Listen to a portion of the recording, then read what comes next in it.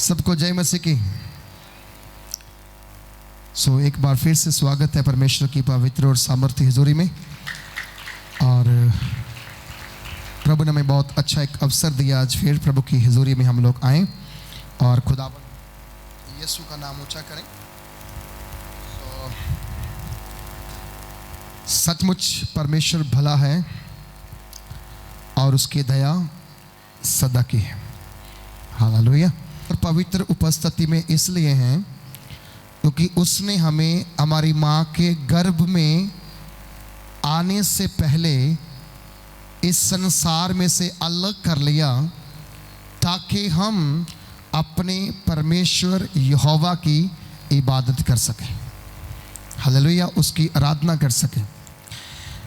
दुनिया में बहुत ऐसे लोग हैं जो हमसे ज़्यादा पढ़े लिखे हैं, रिच हैं, सुंदर हैं, हाँ, हैंडसम हैं, जॉब वाले हो सकते हैं, बिजनेस वाले हो सकते हैं, बड़े बड़े लैंड के मालिक हो सकते हैं, लेकिन क्यों परमेश्वर ने हमें अपनी महिमा के लिए चुना?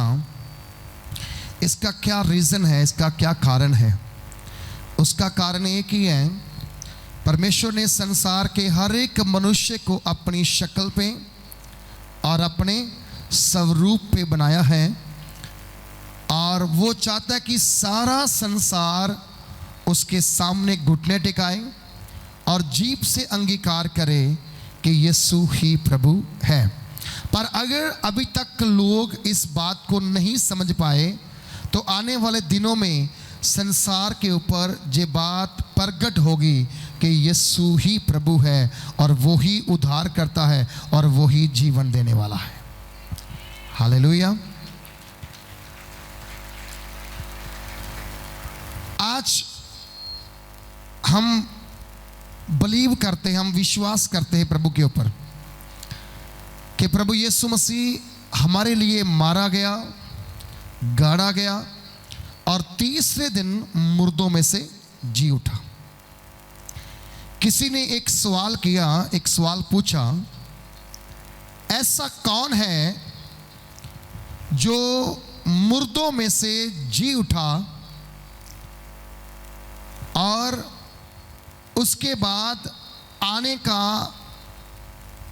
वापस इस पृथ्वी पर अपने सेवकों को, अपनी कलीसिया को, अपनी चर्च को साथ ले जाने का प्रॉमिस किसने किया है? जो एक कॉमन सभा थी, उस सभा के अंदर जो सवाल किया गया तो सबके सब सोचने में पड़ गए कौन है। तो वहाँ पर एक लड़की थी, उसने बोला मैंने कहीं पढ़ा है कि प्रभु यीशु मसीह करके ईसा मसीह तीसरे दिन मुर्दों में से जी उठा और वो 40 दिन 40 रात धरती के ऊपर चलता फिरता 500 लोगों को अधिक मिल करके दर्शन देकर जीवित आसमान पे उठाया गया और उसी ने धरती पर वापस आने का वायदा किया है। और सारे लोग हैरान हो गए, ये कैसे हो सकता है? ये हो सकता है, बोलो जे हो सकता है, क्योंकि बाइबल कहती है, इस पवित्र शास्त्र बाइबल की एक एक जो लिखत है, एक एक जो वचन है, वो अधूरा नहीं रहेगा, वो पूरा होगा यीशु मसीह के नाम में। हालेलुया। सो हमें परमेश्वर की हजूरी में, परमेश्वर के पवित्र संगति में बहुत आगे चलने की ज़रूरत है, बहुत प्रेयर करने की ज़रूरत है, बहुत ज़्यादा परमेश्वर के आनंद को रिसीव करने की ज़रूरत है। जब आप प्रभु के आनंद को प्राप्त करेंगे, आप उसकी सामर्थ्य को प्राप्त करेंगे, आप उसकी शक्ति को प्राप्त करेंगे। मैं आपसे कह रहा हूँ कि परमेश्वर जो सबका मालिक है, बोलो सबका मालिक है, सबका रक्षक है, सबका संभालने वाला है, सबका चलाने वाला है, सबकी प्रॉब्लम को अपनी प्रॉब्लम समझने वाला है, वो हमारे बीच में है और वो हमारी समस्याओं को, हालातों को जानता है और आने वाले दिनों में हम इसके गवाह बनेंगे। हालेलुया। सो वचन कहता है, कई बार हमारी ज़िंदगी में बड़े दुख आते हैं, बड़े कष्ट आते हैं, बड़ी पीड़ा होती है हमारे शरीर के अंदर, बड़ी तकलीफ़ें होती हैं हमारे शरीर के अंदर, लेकिन कई बार वो तकलीफ़ें जब आती हैं तो हमें कुछ सिखा के जाती हैं, हमें कुछ सिखा के जाती हैं। कई बार कई चीज़ों को हमें सीखना पड़ता है, सीखने के लिए हमें प्रभु के निकट आना पड़ता है। कई बार हमें दुख देख करके भाग जाते हैं और कहते हैं हमें नहीं मानना गॉड को, ओके गॉड हमें कौन सा सुख देते हैं।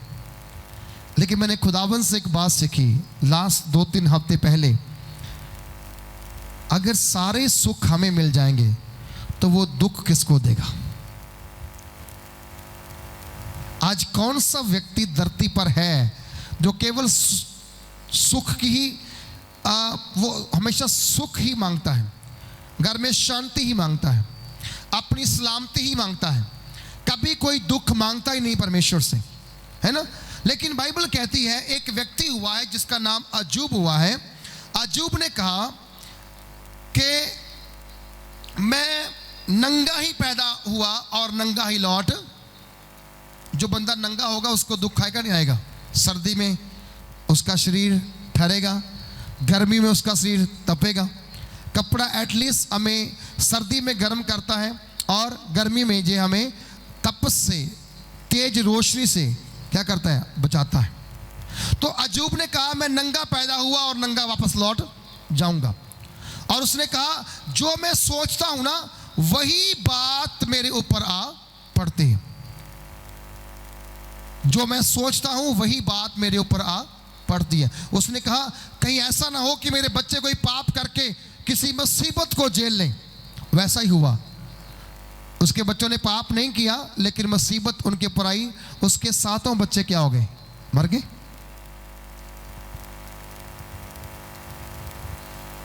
बाइबल कहती है कि उसके जीवन के अंदर जो सोचता था वही उसके लिए होता था। आज अगर एक व्यक्ति के जिंदगी में दुख आता है, परेशानी आती है, कोई परीक्षा आती है, तो उसमें आपको पास कैसे होना है, हम उस बात पर आज थोड़े समय के लिए ध्यान देंगे।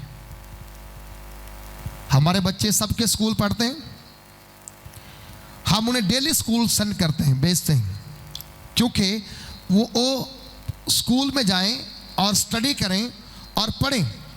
और उसके बाद क्या होगा? जब वो स्टडी करेंगे, जब वो पढ़ेंगे, तो उनका बीच बीच में क्या होते हैं? एग्जाम होते हैं, वो फाइनल नहीं होते हैं, वो थोड़े थोड़े टेस्ट आते हैं। और उसमें बच्चे जब पास होते हैं तो बड़े खुश होते हैं कि मेरे नंबर अच्छे आ गए हैं, मेरे फुल नंबर आए हैं, मुझे कंप्लीट, मैं फर्स्ट आ गया हूँ, सेकंड आ गया हूँ। लेकिन जब लास्ट टाइम आता है ना फाइनल रिजल्ट का, उसमें हर बच्चा डर जाता है। मालूम क्यों? कहीं मैं फेल ना हो जाऊं, कहीं मैं फेल ना हो जाऊं। फेल क्यों होते हैं बच्चे? जब डर अंदर आता है, जब उनका फोकस उनकी स्टडी से हट करके इस बात पे आता है कहीं मैं फेल ना हो जाऊं।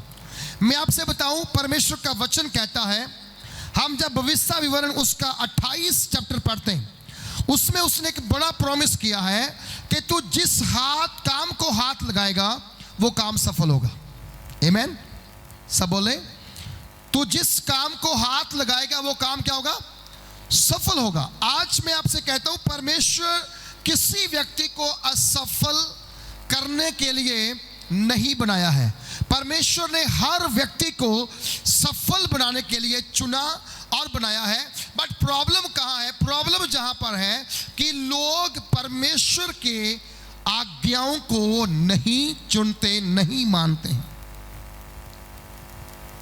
मैंने इस वीक में स्टडी किया, जब मूसा सनई पहाड़ पर परमेश्वर को मिलने के लिए गया, वहां पर वो 40 दिन 40 रात बिना खाए बिना पिए रहा। पहाड़ के ऊपर कौन सा नल होगा पानी के लिए?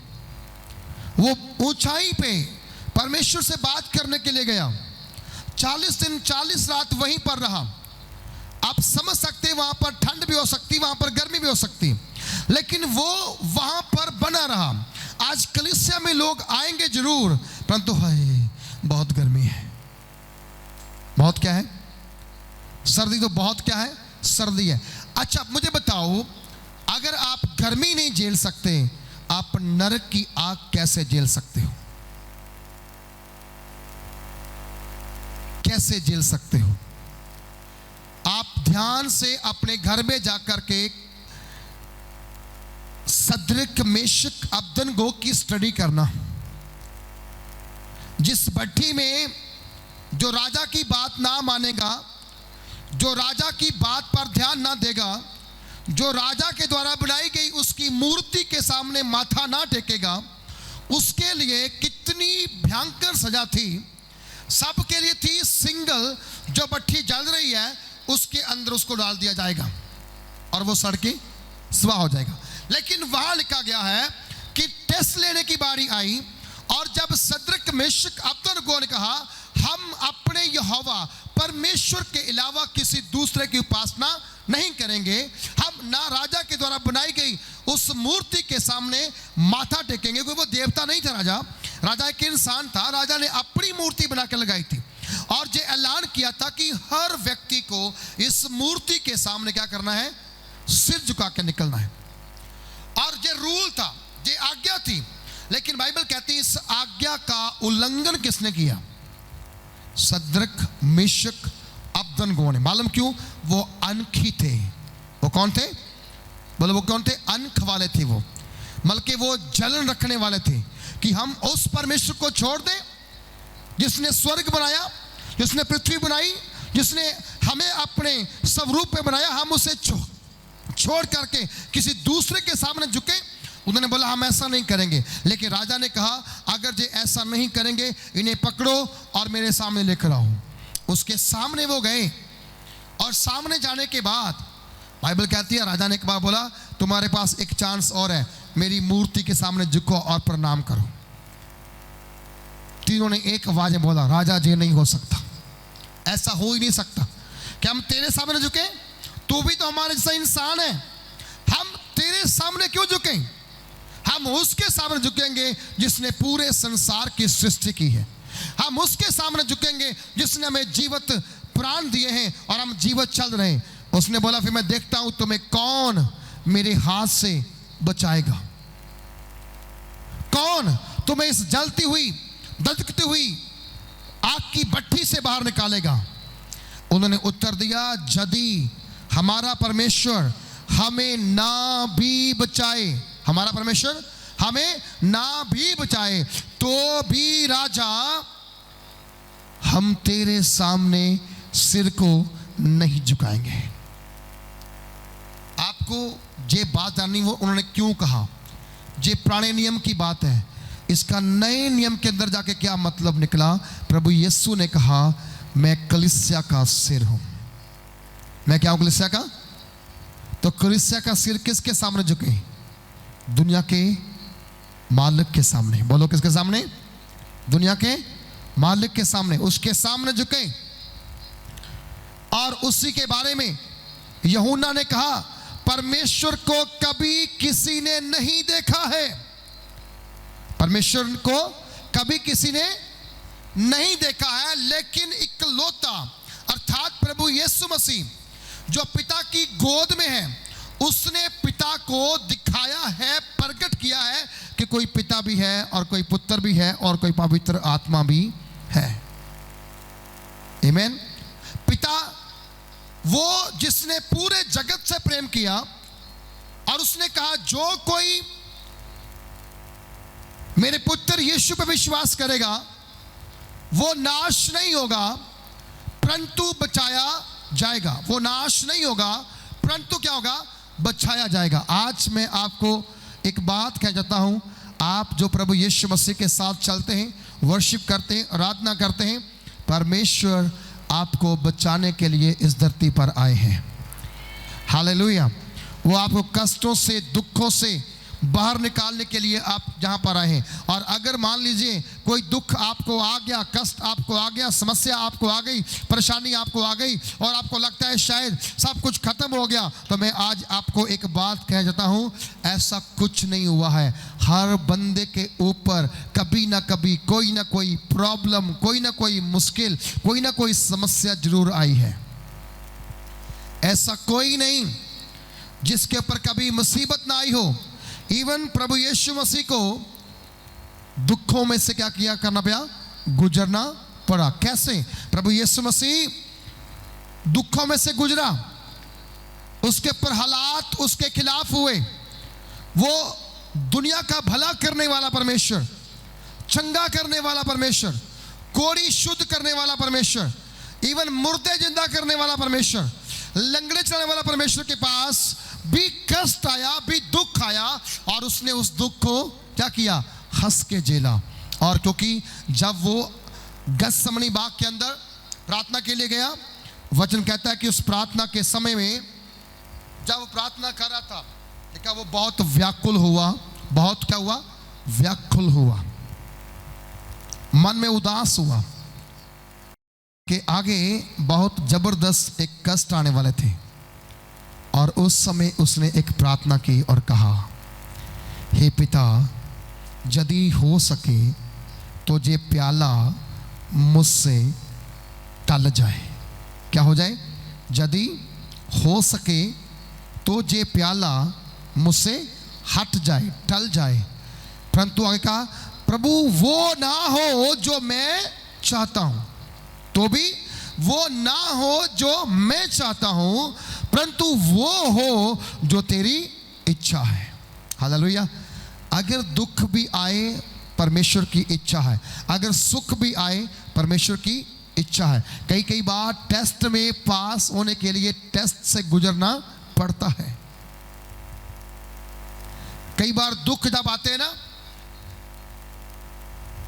तो बड़ी प्रॉब्लम, बड़ी मुसीबतों का सामना हमें करना पड़ता है। हम इतने बीमार नहीं हैं, हम इतने रोगी नहीं हैं कि कोई ये कहे कि ओ मैं तो मर गया। ऐसा हम मरने वाले नहीं हैं। बोलो, ऐसा हम मरने वाले, सब बोलो, ऐसा हम मरने वाले। क्योंकि उसने वचन में कहा गया है, हम मर नहीं गए, हम मिट नहीं गए। मालूम क्यों? क्योंकि उसने कहा, तेरी दया मुझे चारों ओर से घेर के रखी है। हालेलुया। परमेश्वर की दया ने, परमेश्वर के अनुग्रह ने हमें चारों ओर से घेरा हुआ है। और उस परमेश्वर का वचन हमें सिखाता है और कहता है कि हम जब याकूब की पत्री उसका 1 अध्याय पढ़ते हैं और उसकी 12 आयत को पढ़ते हैं, वहां पर एक बहुत खूबसूरत सा वचन लिखा हुआ है। कहता है, धन्य है वह मनुष्य जो परीक्षा में स्थिर रहता है। परीक्षा मतलब आजमाइश, टेम्पटेशन।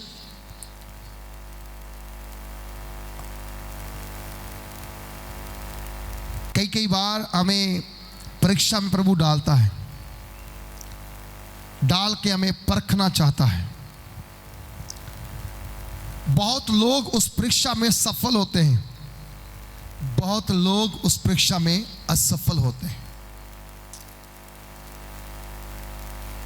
ऐसी परीक्षाओं से गुजरना पड़ा मनुष्य को, उसके भविष्यवक्ताओं को, उसके नबियों को, उसके दासों को, उसके चेलों को, कि बाइबल के अंदर उन चीजों को अगर हम देखेंगे ना, तो आपको टफ लगेगा बहुत कि यार ये कैसे हो सकता है, हाउ दिस पॉसिबल, कैसे हो सकता है। वचन कहता है, मेरा परमेश्वर जिसकी हम उपासना करते हैं, हम वर्शिप करते हैं, वह जो परमेश्वर है ना, वह जो परमेश्वर है, वो हमें जानबूझ के भी परीक्षा में डाल देता है। सद्रक, मेशक, अबदनगो के साथ ऐसा हुआ, जानबूझ करके उनको परीक्षा में डाल दिया गया। जानबूझ कर कहा गया कि तुम दुखना मत। अब जब उनको परीक्षा में डालने का समय आया, राजा क्रोधित हुआ, गुस्सा आ गया। उसने कहा, अगर आज मैं देखता हूं कि तुम्हें कौन मेरे हाथ से बचाएगा। तो तीनों ने बोला, अगर हमारा परमेश्वर हमें तेरे हाथ से ना भी छुड़ाए ना, हम तो भी राजा तेरे सामने नहीं झुकेंगे। भट्टी का तेज एक गुना था, बोला 7 गुना और तेज कर दो। मतलब कि इसकी भट्टी का तेज, आग इतनी ज्यादा तीखी हो जाए कि अंदर जाते ही ना इनकी हड्डियां भी ना मिले कहाँ गई हैं। लेकिन परमेश्वर के सच्चे लोग जो आराधना में प्रार्थना में विश्वास रखते हैं, जो आराधना में प्रार्थना में विश्वास रखते हैं, वो लोग परमेश्वर की इच्छा पर, परमेश्वर की मर्जी पर जो अपने आप को निर्भर करते हैं, उनकी जिंदगी में दुख बड़े बड़े आएंगे, कष्ट बड़े बड़े आएंगे, समस्याएं बड़ी बड़ी आएंगी, बीमारियां बड़ी बड़ी आएंगी। मालूम क्या होगा? परमेश्वर बीमारियों में, परीक्षाओं में आपके साथ रहेगा, आपके साथ रहेगा, आपके बीच में रहेगा। तीनों को डाल दिया गया उस परीक्षा के अंदर और वो घबराए नहीं, वो स्थिर रहे, वो बने रहे। वो क्या हुआ? परीक्षा बने रहे, अपने दुख में बने रहे। लेकिन जब फेंक दिया गया, जो फेंकने वाले थे उनके हाथ जल गए, कपड़े झुलस गए, उनको सेका लगा, उनके चेहरे के ऊपर काल खा गई क्योंकि वो उनका चेहरा जल गया। लेकिन बाइबल कहती है तीनों व्यक्ति जब आग के अंदर गए, घुटनों पे जा करके हाथ उठा करके इन्होंने प्रार्थना करना शुरू किया और बोला, प्रभु यहोवा का धन्यवाद हो क्योंकि वो भला है और उसकी दया सदा की है। आग आज न कल बुझ जाएगी, उसकी दया कभी खत्म ना होगी। और जब वो प्रार्थना करने लगे, बाइबल कहती है बचाने के लिए कोई नहीं आया। राजा देख रहा है, लोग देख रहे हैं तमाशा, लेकिन उनके बीच में एक चौथा व्यक्ति आया जो दूत के रूप में उतरा, जिसने पूरी आग का जो तपस थी, आग की जो जलन थी, उसने अपने ऊपर लेकर के इन तीनों को अपने कवर में, अपने कवच में संभाल लिया, उनको संभाला, उनकी रक्षा की कि आग उनको जला ना पाए। इसीलिए यशायाह ने कहा, ना आग तुम्हें जलाएगी, ना पानी तुम्हें डुबोएगा, क्योंकि उसके वायदे हैं। बोलो उससे क्या है? सब बोलो उससे क्या है? वायदे। हम पता हम कहाँ पे असफल हैं? हमारा जीवन क्यों सफल नहीं है? हमारी जिंदगी में क्या घटी है कि हम आगे नहीं बढ़ पा रहे? हम वहीं के वहीं हैं। दो चीजें पवित्र आत्मा ने जो प्रकट की मुझ पर फ्राइडे नाइट को, वो एक थी चिंता और दूसरा योजना। बोलो एक, सारे बोलो एक, ऊंची आवाज से, क्या? दूसरा योजना। इन दोनों के बारे में प्रभु यीशु ने हमें कहा है, तू कल की चिंता मत कर। कल की चिंता। उसने फिर ये बात अपने दासों से कहलाई, चेलों से कहलाई कि अपनी सारी चिंता उसी पे, मतलब परमेश्वर पे डाल दे, क्योंकि वो तेरा फिक्र, बोलो वो तेरा क्या करता है? फिक्र। अब परमेश्वर ने हमें क्लियर कर दिया कि चिंता नहीं करना।